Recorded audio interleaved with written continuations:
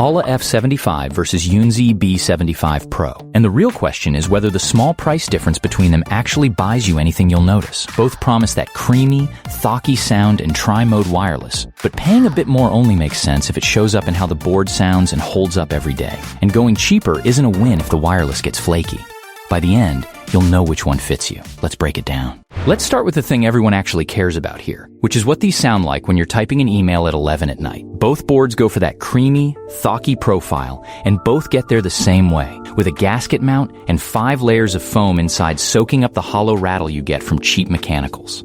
The Aula F75 uses pre-lubed Reaper linear switches, and the reaction to them is pretty consistent. People describe it as deep and creamy rather than clacky, and a few mention it sounds better in person than in any sound test they watched before buying.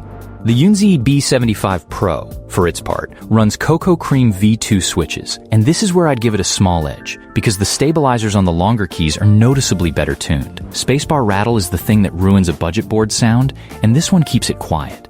There's one buyer talking about the Yunzii B75 Pro that captures it well. The Cocoa Cream V2 switches sound so creamy and smooth that typing and gaming both feel satisfying, and the pre-lubed switches make a real difference in sound and feel.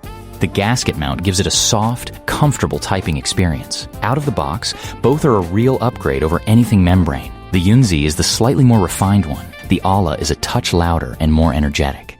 None of that matters much if the wireless drops on you mid-game. Both run tri-mode, so Bluetooth, the 2.4 GHz dongle, and USB-C wired, and both carry a 4,000 mAh battery. The Aula F75 handles multi-device switching better in practice, with a side button and shortcut keys, and it holds pairings across several devices at once, so bouncing between a laptop, a tablet, and a desktop is quick.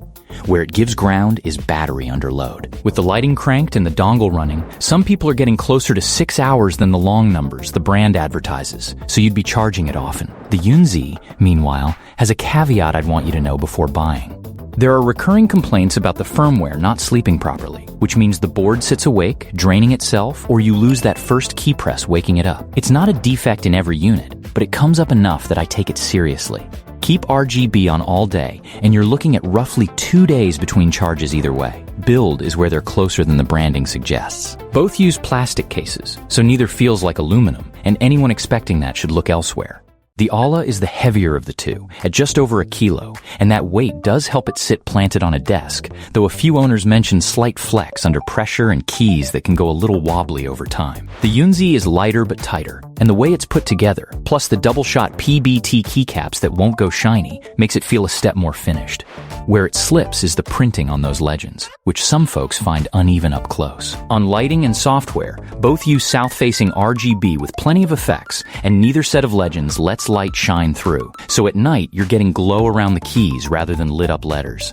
The Aula's software gives you macros and per-key lighting on Windows. Yunzii's is Windows only too, with no QMK or VIA support, so if you're on a Mac and want deep remapping, that's a real limit.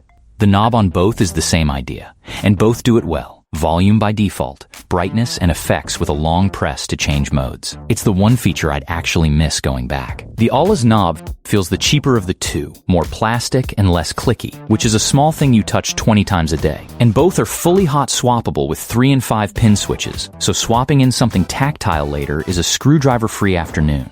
So where does the money go? These two sit in a similar range, with the Yunzii the slightly cheaper of the pair, which is the surprising part, because it's the one with the PBT keycaps, the better stabilizers, and the more polished finish. What the Aula gives you for a bit more is the bigger multi-device setup, richer lighting control, and more heft on the desk. Neither one is asking you to pay for a name. Here's the call. For most people watching, the Yunzii is the one I'd buy, since it costs less and still gives you the tighter stabilizers, the keycaps that won't shine up, and the more polished feel in hand. That said, if you're bouncing your keyboard between a work machine, a phone, and a console all day, or you want lighting, you can tune key by key, spend the extra on the Aula. And if a heavier board that never budges on your desk matters to you, that seals it. Just know the Yunzii has that sleep bug floating around, so if a missed first keystroke would drive you up the wall, the Aula is safer. And you, which one would you pick? Let me know in the comments. I'll drop both in the description.